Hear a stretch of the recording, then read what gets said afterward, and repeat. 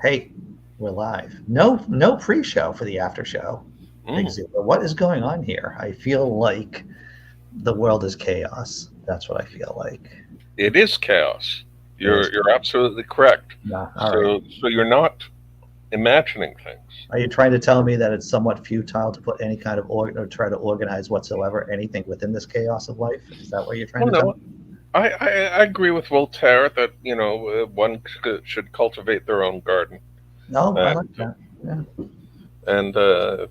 of course, having saying that, I live in filth and squalor, but maybe I should cultivate my own damn garden. Yeah. Well, yeah. I'm not here to shoot anybody Mm, about that kind of thing. Maybe about vaccines and crap like that. mm, So yeah, so there was no first show. Obviously, I was out last yes. night. Brought my 16-year-old to her first stand-up show, which was Taylor Tomlinson, and really funny um, comedian. She's traveling around with Sam Morrill, and if anyone knows about my comedic proclivities, Hmm. Sam Morrill's an exceptionally smart and funny guy. And trigger warning for those of you who need it. He did a whole bunch of Holocaust-related jokes, which were really funny. I just want to say in his defense, Hmm.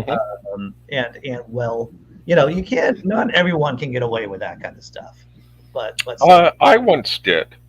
yeah. But oh yeah, you know what? I'm interrupting your lovely stand-up story. Yeah. So So did your daughter enjoy it? what's disappointing as a parent, and I, Hmm. you set yourself up for this, is that you think that a kid might be into an art form, right?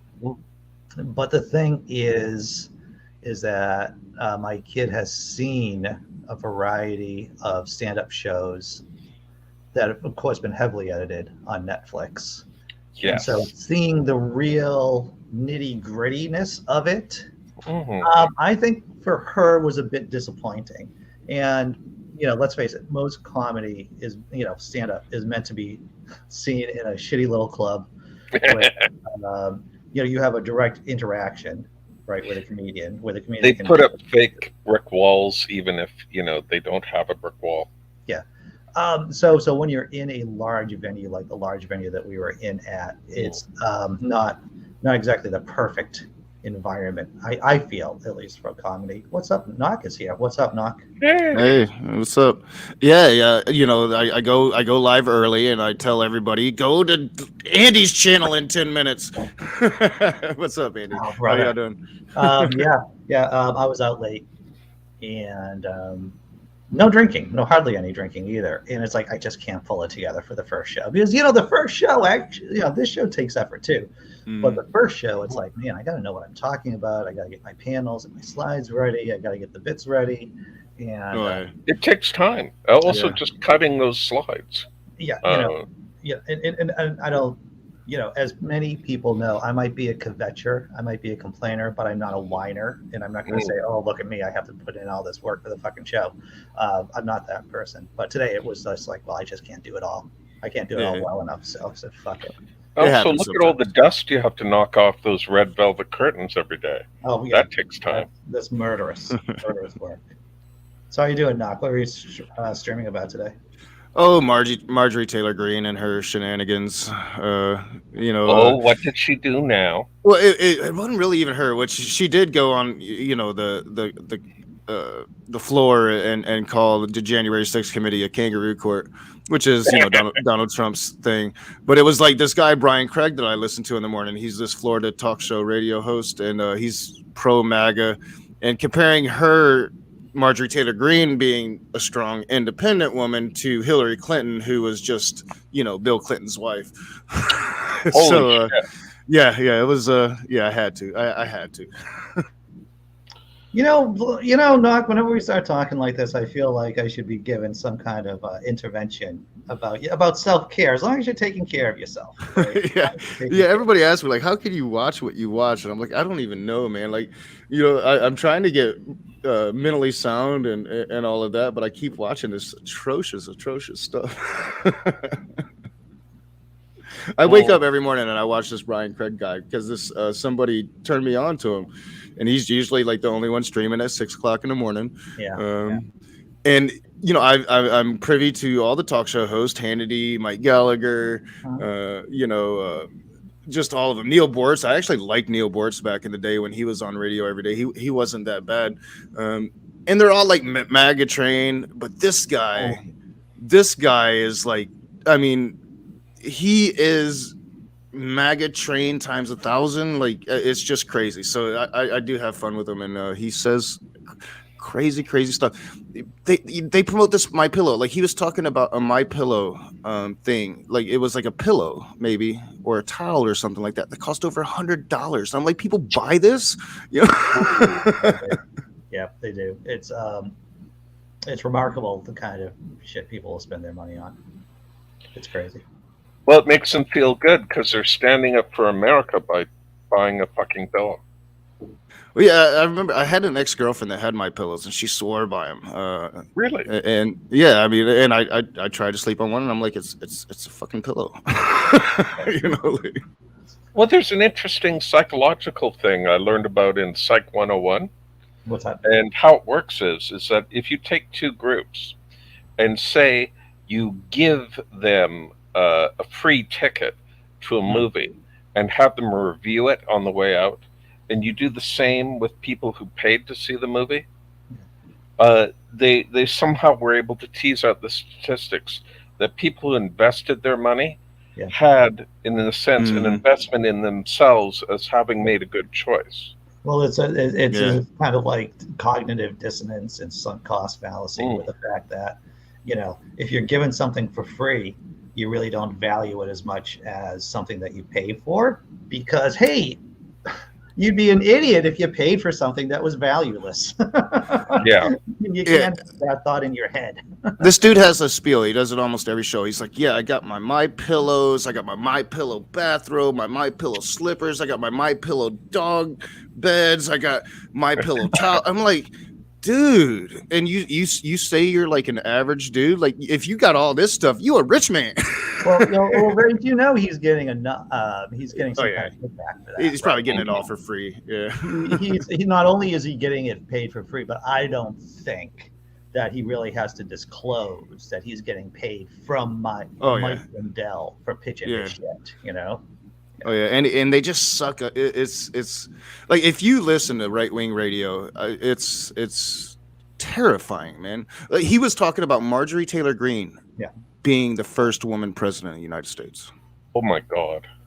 What a terrifying thought. All right, but yeah, enough of you know, we have fun with MTG, right? Marjorie Taylor Greene, yes, MTG. Yeah, well, she's always fun to talk about. Yeah. Imagine her with Boebert as her vice president. That'd be a hilarious Saturday Night Live sketch, but a horrible government. Dead serious when he says it too. But like you said, like, who knows what he's real about? You know, what he says just because he's getting paid for it. You know, like, it's crazy. Well, it's a strategy that we see the right use all the time, right? You can see it in your personal life too. You're hanging out with you're close to MAGA people, and they're like, well, I'm going to say this outrageous thing, and depending on who's around me and their response, I'm going to say it's a joke. Yeah. Yep. And if they do like it, I'm just going to say something else crazy. Yeah. Usually if they do like it, then the N-words start coming out. Oh, God. Yeah, dude. It's very weird. I've often, because I'm not an American, but I watch the U.S. with some fascination.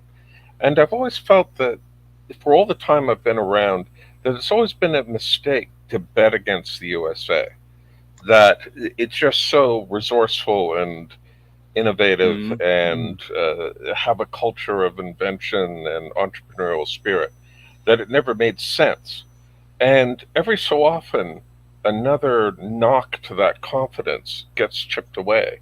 Yeah. And you get a maniac, a lunatic, or someone who's insane in various offices. And And that seems to kind of be the new wave. Is the crazier you are, the easier it is to get elected to Republican office Oh yeah, nowadays. You yeah, yeah, yeah. They're not going to stop that because it's been know. successful for them, right? It's been successful, and until they Yeah. stop losing elections, they're going to keep doing it.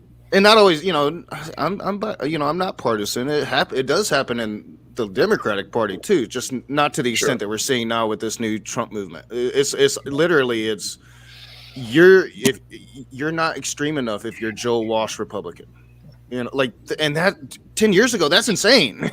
Yeah, You know? yeah, yeah. Well, Donald Trump did change everything. I mean, he was a manifestation of a problem, but that manifestation took the party and basically, changed it. Yeah, he amplified it, He did. and he pretty much rules it from the shadows now. Like, that's that whole, like, I think it was this channel I made. I was talking about Michael Cohen's point, and I've been thinking about it more and more and more. And it's like, why would Trump risk losing again when he can just govern from the shadows like he's doing right now? Ego. It's all ego. You know, there was this. Who is it? Danny Strong, who does the show on Netflix about Purdue Pharmacy, the opioid epidemic, and he was talking about the CEO from Purdue, basically saying, obviously he knew about the lies about opioids, and it's like, well, why did he do it? It's like, well, sometimes being an asshole is good because you like feeling like an asshole. you know, why are people mean? Yeah. Well, obviously, some people just like being mean because it feels good to be mean. Some people like having a lot of money because it just Oh yeah, without a doubt. Like, people ask me, a lot of times, like, why do you go into these rooms with all those Christians? And I'm like, for one, it gives me plenty of excuse to just be a dick, and it's enjoyable. It's enjoyable when I'm doing that. Yeah. It's all about the serotonin, right? It's all about the serotonin. It's like and you can get carried away with it. Just it happens, man.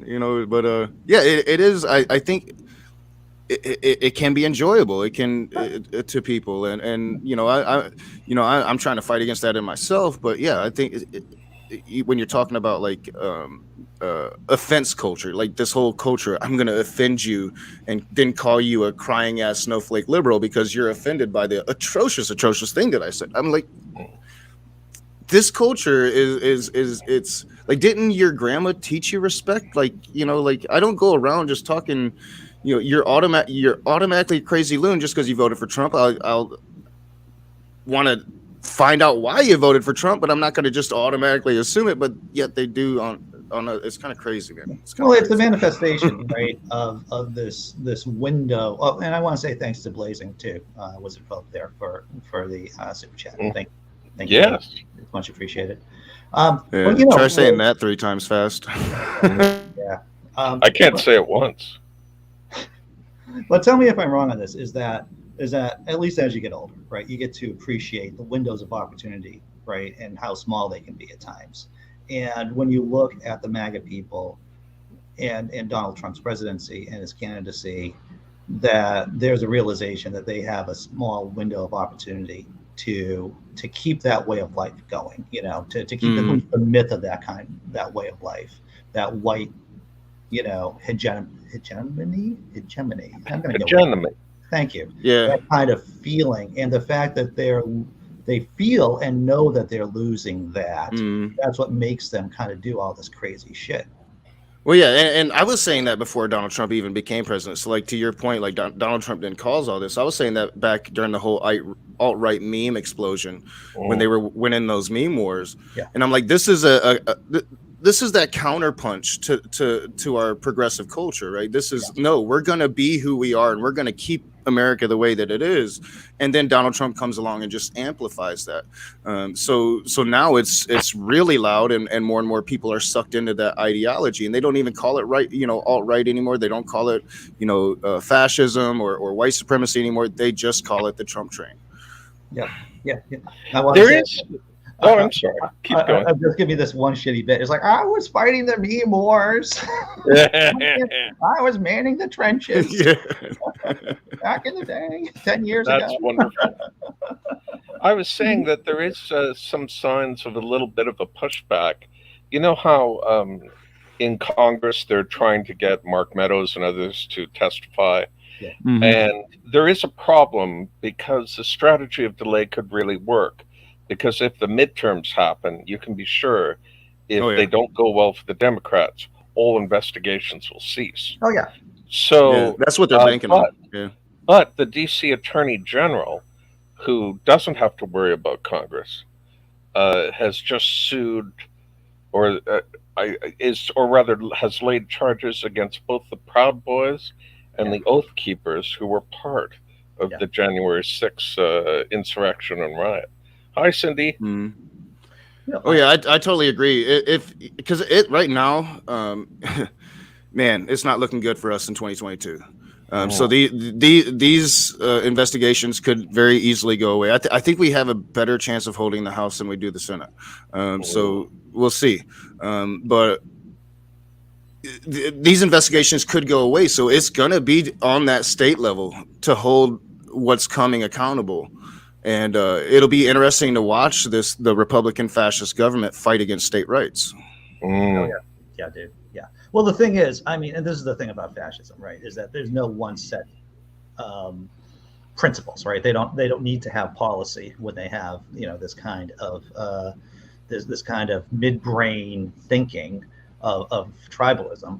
They don't need a policy, so they say that, well, all charges of hypocrisy against them they don't care about, because they just want what they want when they want it. So they'll use the argument for states' rights one minute and then just Yeah, pivot over to federalism the next minute, because they don't give a fuck, because none of it means anything to them besides winning.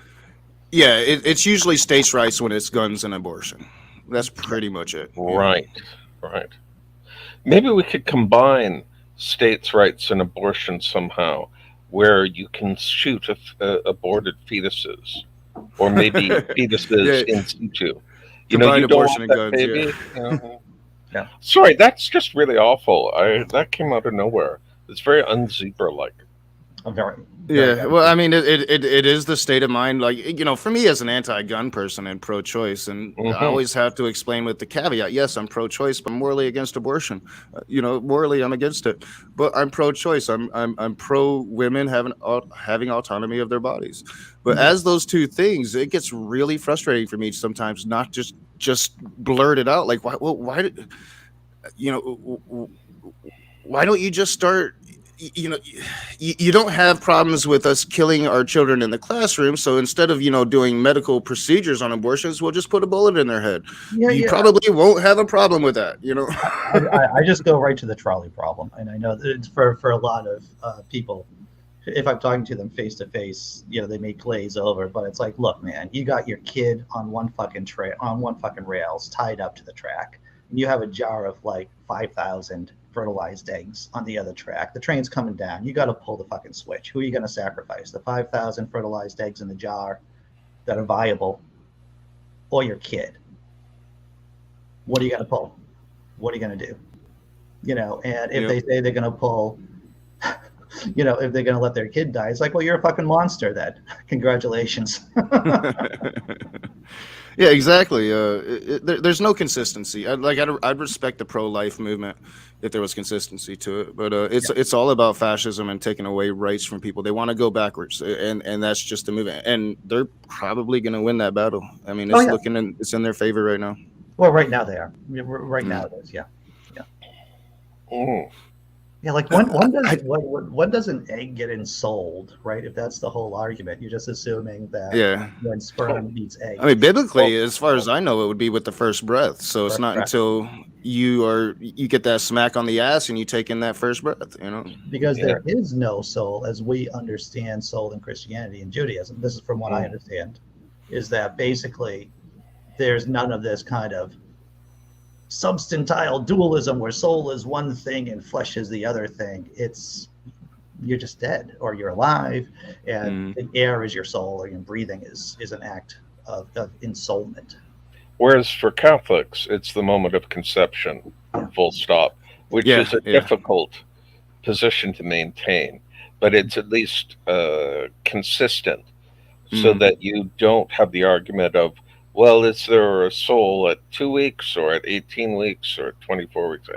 Yeah. But it's of course untenable, uh, and gives a zygote the Mm-hmm. lead in terms of rights over the woman. Yeah, and I think we often lose sight of that. Because evangelicals are so loud about everything they're loud about, and we lose track of the Catholics and all of the controversy with the pedophilia and all of that. But the Catholic Church has always been one of the biggest detractors and opponents of women having rights over their bodies in this country when it comes to abortion. Always have been, always will be. Their stance hasn't changed there. Some individual Catholic stances have changed, but the Catholic Churches hasn't. No. Yeah. There's also this thing where if you don't have a new generation of kids, then you can't abuse them. You can't diddle them. And what is a Randy Priest to do? They're gonna have to get a job at Toys R. Yep. Not even Toys R Us. That's not even a thing now. They're gonna have to go open up a daycare. I mean, Right. Which I think a lot of them do. Honestly, as a father, I used daycare once for a period of about 3 months, and I was terrified every day. Because you do read those stories about these daycares, and you don't know who if you don't know the person, even if you do know the person, because most of sexual assault comes from somebody you know. Yeah. I mean, it's just a scary thing to really leave your child with anybody nowadays. Well, what's up, Green Bug? Good morning. How are you doing? I'm doing all right. Good. I have a day off today, and I'm like, and I don't have anything until later today, and I'm like, you know what I can do? I can go on Andy's after party, and then I didn't see a show this morning. I'm like, oh, he's not doing an after party. And the one day I have off, and then this popped up in my feed. So I'm happy to be here. Finally, it's been a long time. Hey, Bree. Yep. Yeah, it's been a while since I talked to you, Brainbug. Nice to see you. Yeah, I think last time we talked was over on Gur's stream when all the drama was going on with Q. Yeah. Oh yeah, that was fun. How you doing, Doc? I saw you were streaming early this morning about Marjorie Taylor Greene. I didn't get to watch it, but I saw it. I was helping my kid get ready for school, but I saw it pop up. So what's going on with her? Well, it was a little bit about her, but more about radio talk show host, kind of like propping her up and making her the it girl of the Republican Party. It was fun. But what she did recently, like she's just going about the January. She's got that narrative out about the January 6th committee being a kangaroo court. Yeah. Wow. Yeah, that's the talking point now, or one of the talking points. Well, we have like text messages and stuff now from like Fox News officials that are talking about the insurrection attempt before it happened. Ooh. Yeah, it's they're trying to spin that too. Like it's really weird how they're trying to spin this, because like you're caught with your hands in the cookie jar, and you're trying to look at the American people and be like, I ain't eating no cookies. It was Laura Ingram's, right? That's who it was. Laura Ingraham, Hannity. I mean, Hannity was like, or Don Jr. was the best. Like, he needs to lead now. Like. Yeah. By the way, with these texts that have come out, do any of them use words like "stop the vote," "stop the steal"? We got to get in there and stop them from certifying the vote, or do they just talk about a protest? Because that's in the text messages, it's pretty much these Fox News hosts and really popular some Congress people as well, and Don Jr. Calling and asking Donald Trump to stop it, while it's happening, and he wouldn't. He just didn't do anything. But one of them was a text from the day after, where they were apologizing that they didn't accomplish what they were trying to do there. They were apologizing for not stealing the vote. So yeah, that one was fairly interesting. That's so gross, though.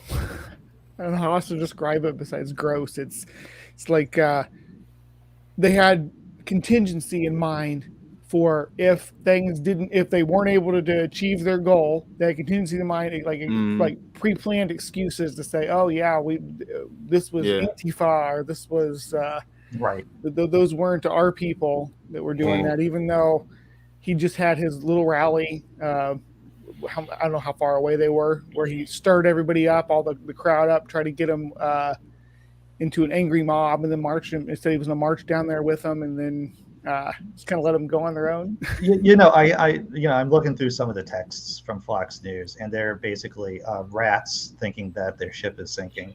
Laura Ingram's like, tell the president to tell the people at the Capitol to go home. This is hurting all of us. He is destroying his legacy. And Yep. And I want to say one thing about Trump. All right, and I'm gonna compare Trump to Lenin for a minute. Right, I'm gonna compare him for a minute. Lenin was the dude in the Bolshevik Party who just said, "We're going balls in. We're going all the way, all the time." Fuck the naysayers. And Trump is crazy as all sin, but there is something to be said with that kind of laser focus. Is that Oh yeah. We're just going to keep going. The thing is that with this double down technique, where you always double down, there may be a point where you want to double down again, and people refuse to take the bet until you pay it up. It's always worked for him, though. Every time he does it works for him, and they're because it's what they wish they could do. They wish they could be, I'm going to do what I want and the way I want it, and there's nobody can stop me, and it's the right way because I said it is. That mentality, they want to be able to be that person, the person on top, and they look up to that. Oh yeah, it's that old adage: you say a thing over and over again, it becomes truth, or it becomes reality to a fool. So I mean, it's an old strategic thing that honestly dictators love to employ, and not just dictators, but politicians here in this country. You just say it over and over again, and it becomes truth. Is it also Christopher Hitchens had spoken about this need to be a servant? Because I've seen so many people lick and kiss Donald Trump's ass.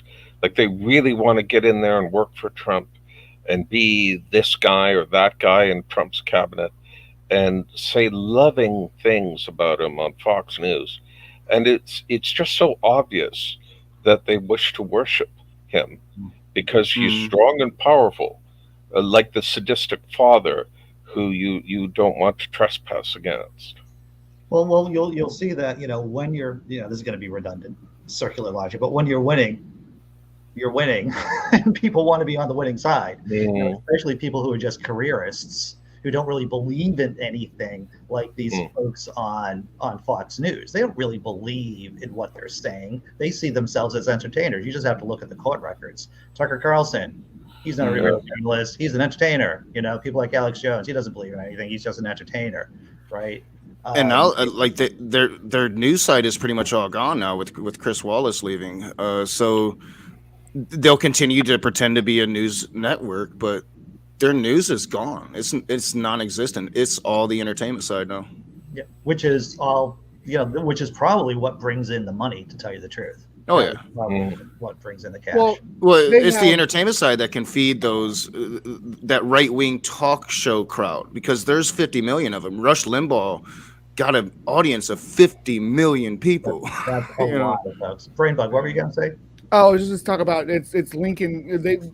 Fox News is dependent on corporations staying on top in the U.S. So they have to link every right-wing talking point they can think of to this big business ideology where they're self-made individuals and all the naysayers are just trying to stop them from getting theirs, trying to stop their audience from getting theirs, and that's why they're not millionaires too. It's because this stupid left-wing socialism and progressivism. It's ridiculous. It doesn't make any sense. Socialism is not an issue here in America. It just isn't. Yeah, I love how people call Biden a socialist and a communist. Oh my gosh, if Biden was anything close to that. What you will see me probably get the most at, one of the times I get agitated, is when I'm talking to people on the left and they make a comparison about the woke left being as bad as the right. And it's like, have you been in this country for any time? I mean, have you seen the news? Yeah, and I'll take that back because it is becoming an issue because we are getting farther removed from that red fear. Although, if you notice, they're trying to place us back in that red fear, legitimately so. I mean, NATO and Russia is definitely up in their games right now. But the farther removed we get from that red fear, our children aren't as scared of socialism anymore, so they're more open to it, and more young people are opened up to socialism, which is why I think you hear this demonizing of socialism starting to amp up again. Well, they Well, need a witch for their witch hunt. That's what they Yeah. need. They appeal to the rural values of these people that live in these little towns in the Midwest, the flyover state people. They appeal to them, and then they give those people more voting power than the people in these other settings where, in cities where where all our trades and everything happen, where all our international relations happen and stuff. They take away the voting power of the people who live in those areas, Yeah. where we're getting more influx of immigrants and more international relations. Companies with subsidiaries in the U.S. or in cities that foreign companies, especially from the U.K., are really prevalent on the East Coast. Well, you know that, Andy, you live out there, but they take away the voting powers of the people that live in these places that are going to be more global, and give more voting powers to these people that live in the backwoods, aren't really on the international stage other than what they see in social media, and then they pander to them and push their ideologies, but tied to these to these big corporations like Fox News. Well, you're Oh yeah, on. and demonize the urban folk as they do it. You rural folks should really be scared of those BLMs and the Antifas in the cities. They did that here in my town. They said, "Oh, Antifa's coming to town. There's a big bus headed this way because there was some kind of Trump rally thing or something they did before the last election, and they're like, "Oh, Antifa is coming here to protest our rally." Yeah. All the rally was people with big, oversized trucks driving up and down Broadway with flags. Yeah, and Antifa is mainly in Washington State, mainly in Seattle. They do go to like major things across the nation. Sometimes they will show up, but they're not in every town. Like they're just. I wish we had Antifa here sometimes. They're not coming to little honky town in Illinois. They're just not in rural Illinois. This is the rule and not the exception, that the rural, folks out in the rural areas are the ones that are more prone to fascism and authoritarianism. When you look at the Taliban, when you look at the Nazis, those are rural movements. When you look at the Confederacy, the South was a non-industrialized state. Yeah, what they do is they look around at everybody around them and they say, "Oh, these people look like me. We should be in charge." Because they don't know, because they're not exposed to these other cultures and other people, and they're like, okay, they look around and say, okay, most people are white Protestants that I know of, so that's who I think should be in charge. And just out of curiosity, this anti-socialist movement and diatribe, I wonder if it could be sort of co-opted, and people could send around pamphlets demanding that roadwork be anti-socialized, and that people should be responsible for the roads in front of their homes and businesses, and maybe the federal government. They don't actually know what socialism. Most of them don't know what socialism means. Well, and actually, right? A lot of them would jump on. They've wanted to privatize roads, especially interstates, for decades and decades. Just push it and make them look as ridiculous as possible. The whole country, like Texas. We'd have to go back to carriages because it'd be all dirt roads again. Exactly. Driven through Texas. Hey, I am rural Texas. You are Texas, yeah. I am rural Texas. Sir, you may be in rural Texas, but I do not think that you are the person. We all dress like this. Come on. I thought in Texas, you weren't allowed to wear a Hawaiian shirt. This ain't Hawaiian. This is a Kung Fu shirt. It's a Kung Fu shirt? What is a Kung Fu shirt? Well, it's a shirt that you do Kung Fu in, obviously. Yeah, it is. It's got dragons and shit on it, man. It's an Oriental design. So was everybody Kung Fu fighting, and were you as fast as lightning? No, I used a flamethrower. He's flamethrower. Real quick, my last point on Antifa, and then I'll get off of Antifa, is our Antifa is weak. Oh, yeah. Do you know what Antifa was doing in Italy back in the time of Mussolini? Yeah. They were catching fascists and skinning them alive. Oh, right? My God. Yeah, our Antifa is weak. They show up and they punch a Nazi every once in a while. Well, we can't even convict a freaking Proud Boy white supremacist who killed a bunch of people in this country. So yeah, skinning them alive is probably not going to be something we're going to be able to pull off. We are talking Mussolini's Italy, so Antifa was like really Antifa. They had to fight against real fascists. Here we have wannabe fascists, so. Yeah. We get people here that they don't even get in trouble for trying to kidnap a governor because they're white. Yeah. Man, I still have to. You guys don't know how many times I have to talk about that with Michiganders that think that the people trying to kidnap her was justified. It sickens me to my stomach. It's like half of the people I talk to here, and I'm like, oh my God, we're ruined. We're done. What, they got away? I'm not a fan of her, but that doesn't mean you get to kidnap her. Doesn't mean. So. And they were going to execute her. Like, if they would have got her, they were going to execute her in the state capitol. So, has that what went if you to trial? kidnapped her and took her away for a nice evening at a French restaurant? And they see that wouldn't be as illegal. And they might even win over some fans. Sorry, that doesn't make any sense. That's part of my... they were... Excuse me. At the very least, they're the same people. They're the new version of the Timothy McVeighs, right?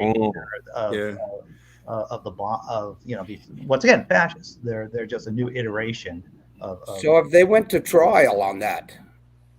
Oh yeah. They were all guilty, and like two of them had a different story than the rest, but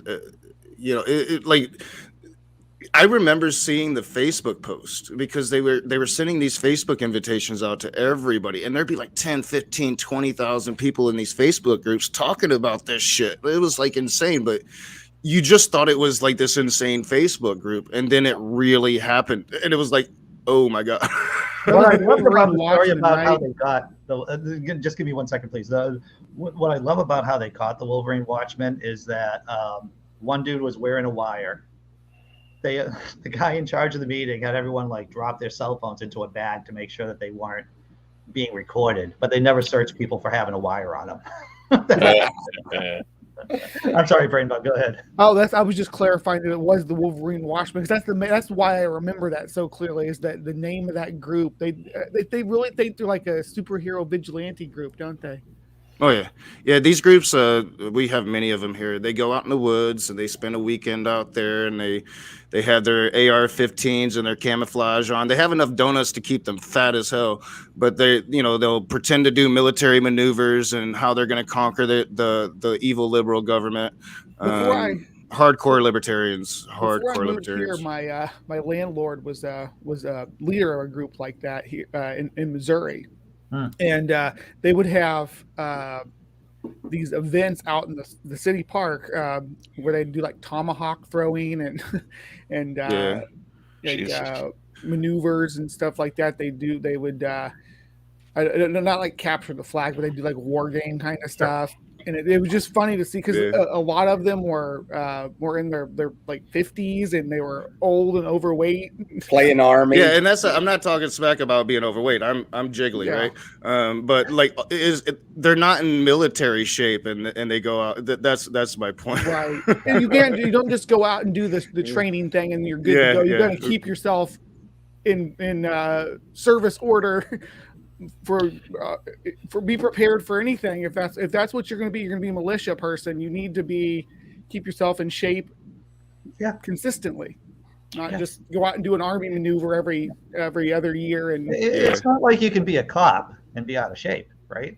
I mean, you gotta right. You have to be able to eat a dozen donuts if you want to be on the force, because you've got to swallow all that shit.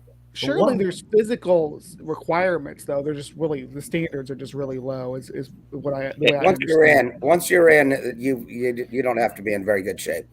Once you're there, you're fucking. It's just to get in, you have to be in good shape. And just let yourself go. Yes, sir. And I tell you, like it's really a lot like marriage. Then it's gotten a lot harder to spot them because like before, as sovereign citizens, they would have certain symbols, like the the flag without any color in it, black and white flag, or the Punisher symbol. But now these symbols have become so popularized. They did a good job popularizing them with against the anti-police movement.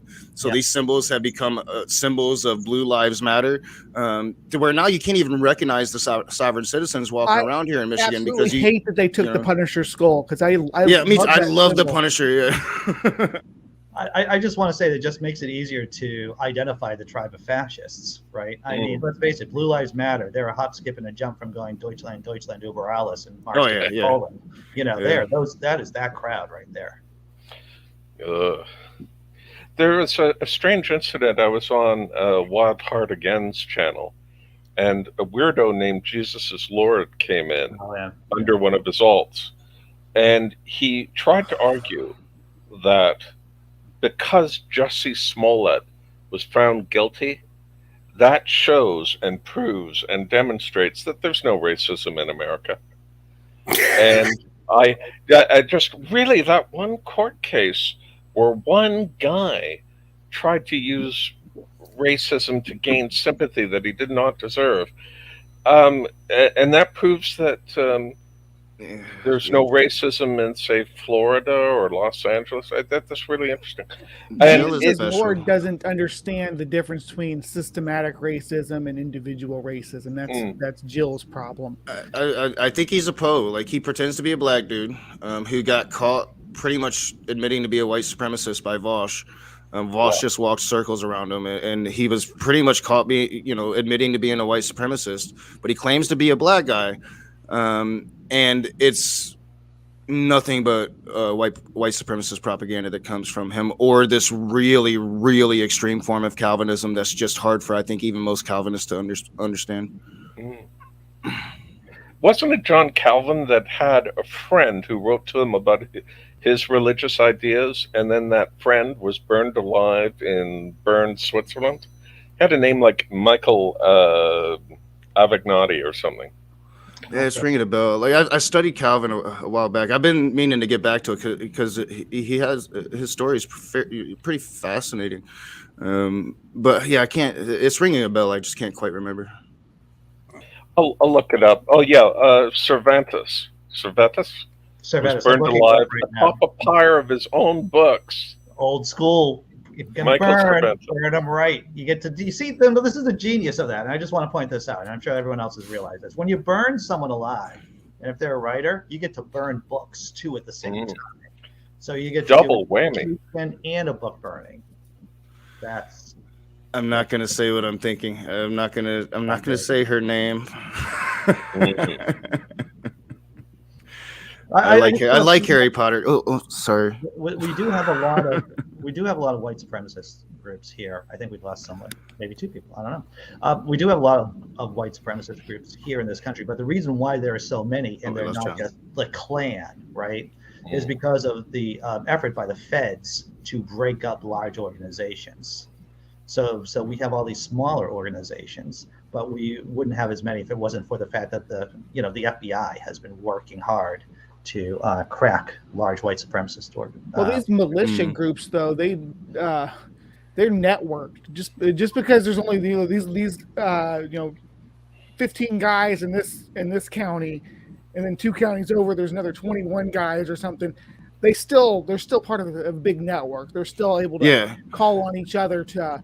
Well, and they realize they don't necessarily need numbers. They need enough numbers to make a showing when they actually show up for like some major protest or something.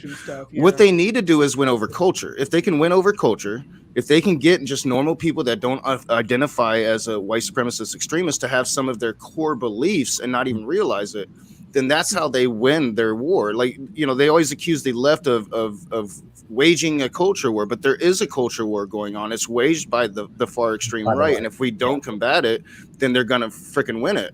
So that's the conundrum we live in. Yep, you're true enough.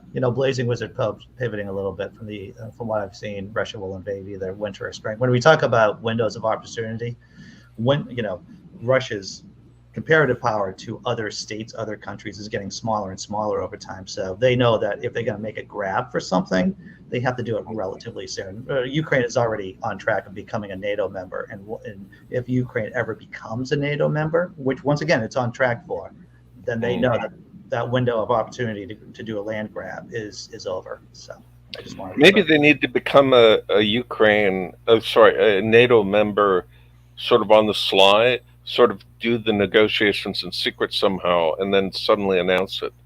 But that's pretty hard to do. That is hard to do. Yeah. Well, and Putin has always wanted his USSR back, right? Yeah. So he understands that time is running short. Yep. And once again, it's just getting weaker and weaker over time. We were talking, I think it was Tesla Ranger who pointed out yesterday or the day before that the GDP of Russia is smaller than Italy. Yes, a lot smaller. Yeah. Their Russia is Russia's military is fairly minute. They do a good job though utilizing the monies they put into their military a lot better than America does. So but it is no World War II Red Army force like they had back in the day. It mainly relies on technology and surveillance. Yeah, the Italian GDP is over 1.8 trillion. Yeah. And Russia's GDP is 1.4 trillion and change. Yeah. Of course, we don't know how accurate those figures are. They stopped tracking gross national product because it's so hard to track. If an American company has a factory in Cambodia, how do you count that? Especially when they lie about. Theo points out, not an inch east was a promise of the U.S. not to expand NATO further than Germany. Yep. Oh yeah, and that's why I made the comment. There seems to be this pushback to the Cold War because we're both doing the same thing. We're like Russia's straight out saying we're about to move some nuclear shit down there, right? Like so we're going to come to that nuclear standoff, which was the Cold War. So are you thinking that maybe the Cold War never really ended? It just went underground? I think democracy failed in Russia. I don't think that they've ever had a people that wanted democracy. It was forced upon them. I will say this is that, and I'm going to say trite things right now that much smarter people have said. Democracy is really, really hard to do. And you just see, even within a society that has institutions, like our institutions here in the States go back to town meetings in the 1600s? The 1700s, and you look at how England bled itself white in a variety of different conflicts, and it's still difficult to do. The Russians, they had very, very small attempts, not because of how strong the oligarchs were, how strong the monarchy was. They had very few institutions that could do democracy. So when they had that window of opportunity, they had institutions fighting against democracy, like the KGB, like they're capitalists, they're oligarchs. It's a hard lift to do. I wonder what if you have like a sort of a kleptocracy like Russia, just what is its strength in the long run? Obviously, they have industry, they have people, they can feed people, but like, for example, both Stalin and Hitler had special forces behind the armies. So if they retreated, they would get shot. Oh, sure. Yeah. Oh, yeah.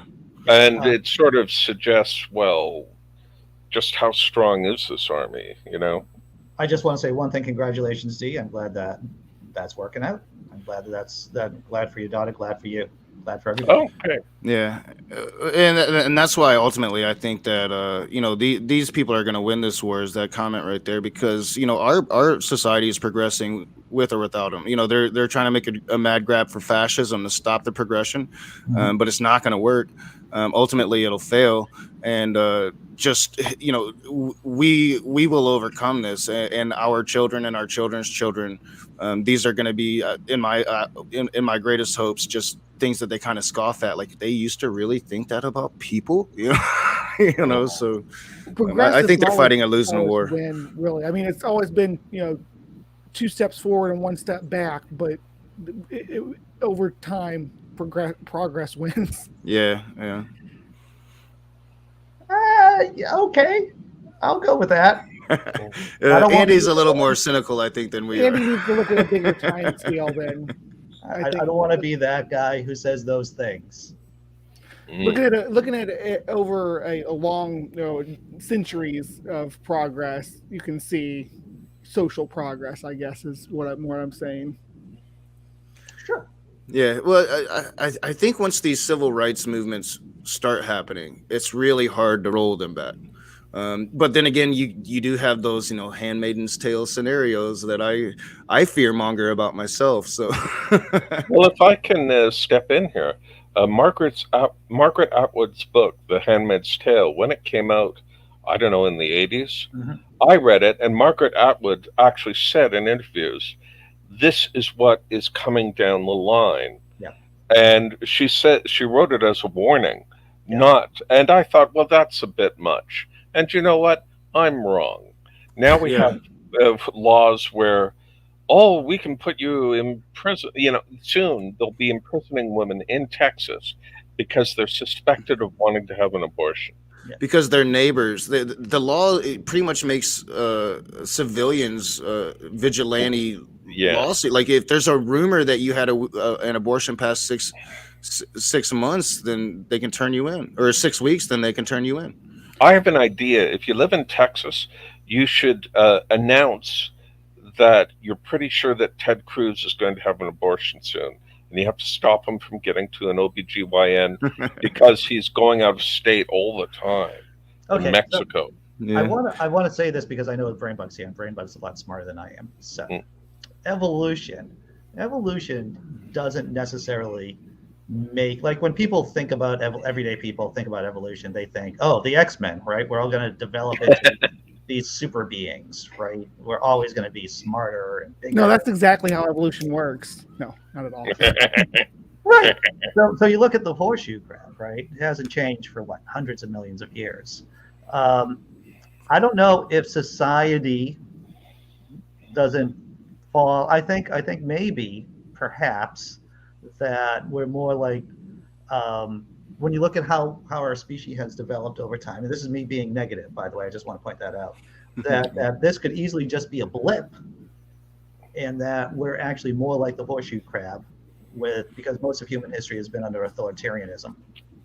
And this is just a moment where we try something new for a little while, and maybe it works out and maybe it doesn't. I don't know. I mean, so evolution, populations evolve. So the fact that we moved more towards, as a group, like Knock was saying, our kids are going to be more social than us. I mean, you could see a type of evolution in that in our social behavior after generations of authoritarianism, that we've evolved towards wanting to be more social and more unified as a social group, where, I mean, the people having control as a unit instead of this almost eusocial, like where we have to have some kind of ruler or leader dictating what's done. Yeah, and I'm by no means an expert, but I think evolution can apply to,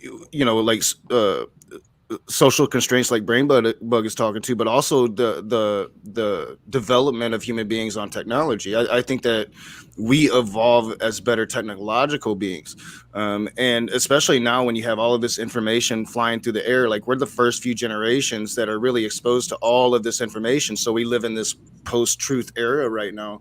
But our children's going to adapt to that, because that's what human beings do. This would be the ultimate buzzkill debate, right? I think I don't really get into debates a whole lot, obviously, right? I'm more of an entertainer. I'm more of a disseminator of information. But I think, and this would be watched by maybe one other person, would be Andy Hall arguing against progress versus someone that does puppy dogs and rainbows. Yeah, Jason Silva comes to mind. I used to watch him, and he's a technologist, or however you call it, but he looks at technology, but he's this really hippie, life is peaches and rainbows type of dude. Yeah. Well, so if you think about it in progress and comparing it to evolution, it's kind of interesting to think about that it always takes a huge extinction event to kind of reset things so that that a new way of life can kind of be trialed by nature. So I can't help but feel like maybe that's what we're in store for here. And you can consider, like, say, for instance, World War II was it changed the face of at least the majority of the world, the way the countries were divided and who had what forms of government and which military was on top. Because I mean, World War II is really, if you look at it, is really the end of a lot of colonial power and No, you're right about for that. European countries. Yeah. So it's like the end of an era for them, and we're still. I mean, what was it? Was it the Barbados that just got their freedom? Yeah, independent. Yeah. Independence. Yeah, So we're still kind of breaking free from that. But World War II is what set that in motion. It was the domino effect. Yeah. I can't help but see that what we're dealing with right now with the pandemic and the lockdowns and all these countries and the turmoil and a lot of political turmoil at the same time linked to that we're at the cusp of one of these paradigm changing extinction events. In all seriousness, Brainbug, I agree with you. When you look at what happened after the Black Death, there was a lot more social mobility. There were a lot more opportunities. Fall of Rome's another one where everything turned over. That's probably the earliest one that we really have good documentation of the social and government and political changes. Well, I would say if you were like in the year 515, maybe in Italy, you may not have been thinking, well, this is great. This is just going to work out for us in the long run because, progress. It's right. For being there in the pocket, thinking this is going to be cool. Yeah, because I mean, well, yeah, about that time, Rome was kind of. Yeah, it was. Well, yeah, I definitely think, Andy, if we don't lose this immediate war, like if we don't lose this counterpunch that they're trying to attempt, progress can be lost for the rest of our lifetime easily. But I do think that it eventually it's going to win out in the end, I guess, is my ultimate point. But with evolution, we're talking. I mean, if America goes fascist with American power, we could be fascist for 200, 300 years. Who knows? You don't know. I don't think the planet could survive us being fascist for that long, though. I don't think that. It'd definitely be nuclear. just with the fossil fuel industry, because that's the biggest. That's the big industry in the U.S. that really kind of pulls all the levers and pushes all the buttons, and having them unchecked and in charge, we'd be. You all have seen videos and pictures of like the set from the 1950s to the 70s of how nasty the industrialized world looked. We would just be like that again. Everything covered in black. Excuse me, I'll be right back. Okay, we're gonna start flowing with chemical waste that's so bad that they can they catch on fire. I mean, yes, dude, rivers on fire. I love it. It's going to be a hellscape. I agree with everything Brainbug just said. It's like, I don't know if you guys ever saw the old, they're kind of older, but there was like these meme videos going around of what happened if Disney took over the world and they were fascist. It's like, that's what I see if America goes fascist is Disney just rules everything. On that note, I think we should start winding down. We're getting close to an hour. Anyone has any last thoughts? Anything coming up? No, I already streamed today. I'm actually once I get off here, I'm going to work. So nothing happening. I will be streaming Saturday. I hop in and do the morning show when Andy takes the day off on Saturdays. So come watch my show. If you watch Andy's show, he recommends you come watch Brainbug on Saturday mornings. Brainbug is the brainier out of the two of us, definitely. And also this Saturday, see, Wes made this lovely meme about Atheists Drinking Out Loud Christmas edition. That is this Saturday evening at 5 p.m. Eastern. Look at all those people that are going to be on. Oz and Mel and Neil. Yeah. And it's going to be rotating. So we're going to be rotating people in and out. That seems to be a good format because I can handle 4 people at once, obviously, maybe even 5 people at once. But I want to avoid having like 10 people on at once or 8 people. I want to give everyone a chance to speak. And also, I'm going to be drinking. Here go the name, Atheists Drinking Out Loud. So got to keep it under control. But that's what I'm up to this Saturday. And of course, I'm doing the show tomorrow too, the regular stuff. All right. I think on that happy note, I'm going to, Big Zebra, are you back? Or I don't want to close the show out without Big Zebra here, but I think that's what I'm going to do. All right. Thanks everyone in the chat. Thank you, Brainbug, Knock, and Big Z. Take care, everyone. Bye. All right, see you.